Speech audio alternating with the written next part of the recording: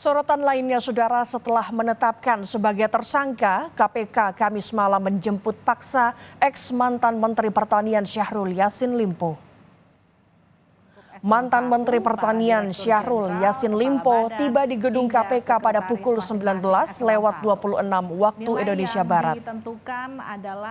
Sebelumnya, Syahrul Yassin Limpo dijadwalkan menjalani pemeriksaan KPK pada Rabu lalu.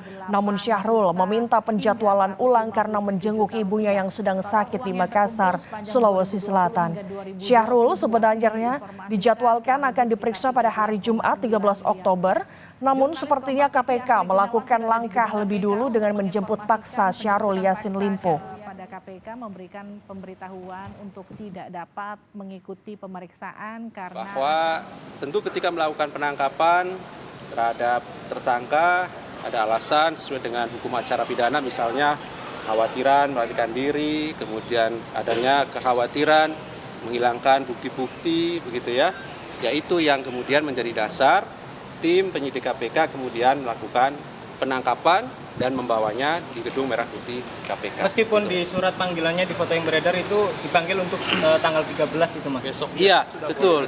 Ada panggilan itu, tetapi ini masih dalam rangkaian yang kemarin tentunya ya, bahwa kami mendapatkan informasi yang bersangkutan kan sudah di Jakarta gitu ya, dari tadi malam, dan saya pikir sesuai dengan komitmennya yang kemarin kami sampaikan, bahwa dia akan kooperatif semestinya datang kan gitu. Saya pastikan Pak Syahrul Yassin Limpo itu tidak akan melarikan diri. Karena justru setelah dari Makassar itu dini hari beliau sudah sampai di Indonesia, di Jakarta, mohon maaf, saya ulangi. Sudah sampai di Jakarta. Seperti yang beliau sampaikan, ini adalah bentuk komitmen dengan sikap kooperatif. Jadi indikasi melarikan dirinya gimana? Kalau soal barang bukti sebenarnya KPK sudah dapat banyak sekali kan dari berbagai penggeledahan. Jadi mari kita lihat secara proporsional penanganan perkara ini. Kami mengajak kita semua melihat secara proporsional dan menggunakan aturan hukum sebagai dasar. Wakil Ketua KPK Johanis Tanak menyebut modus korupsi ex-Menteri Pertanian Syahrul Yassin Limpo adalah memerintahkan bawahannya untuk mengumpulkan sejumlah uang dari lingkup eselon 1, para direktur jenderal, kepala badan, hingga sekretaris masing-masing eselon 1. Nilai yang ditentukan adalah 4.000 hingga 10.000 dolar Amerika Serikat atau berkisar 62,8 juta hingga 157 juta rupiah. Total uang yang terkumpul sepanjang 2020 hingga 2022 mencapai 13,9 miliar rupiah.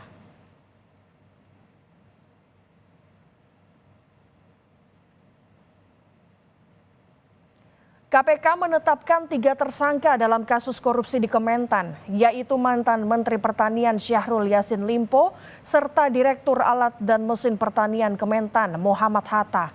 Keduanya belum ditahan karena belum menjalani pemeriksaan pada Rabu kemarin dengan alasan urusan keluarga. Lalu ada tersangka lain, Sekretaris Jenderal Kementerian Pertanian Kasdi Subagiono yang ditahan KPK usai menjalani pemeriksaan. Syahrul diketahui mengajukan pra-peradilan atas status tersangkanya.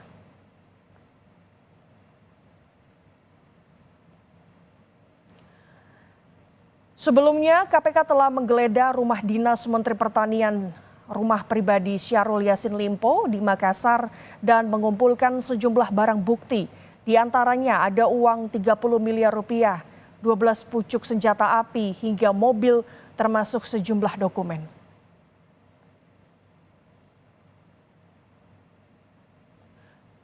Partai Nasdem menanggapi soal penjemputan paksa mantan Menteri Pertanian Syahrul Yassin Limpo oleh KPK. Politisi sekaligus bendahara umum Partai Nasdem Ahmad Syaroni menyatakan ada kesewenang-wenangan dari penangkapan ini. Syaroni maksud kami menambahkan penangkapan paksa yang dilakukan KPK tidak berlandasan dengan hukum acara yang sebagaimana mestinya. Apa dengan KPK memaksa malam ini penjemputan paksa. Sedangkan mekanisme hukum acara belum dilalui. Berarti Nasdem sendiri nilainya jemput paksa dilakukan oleh pihak KPK tadi ini bagaimana, Bang? Ini ada kesewenang-wenangan yang dilakukan.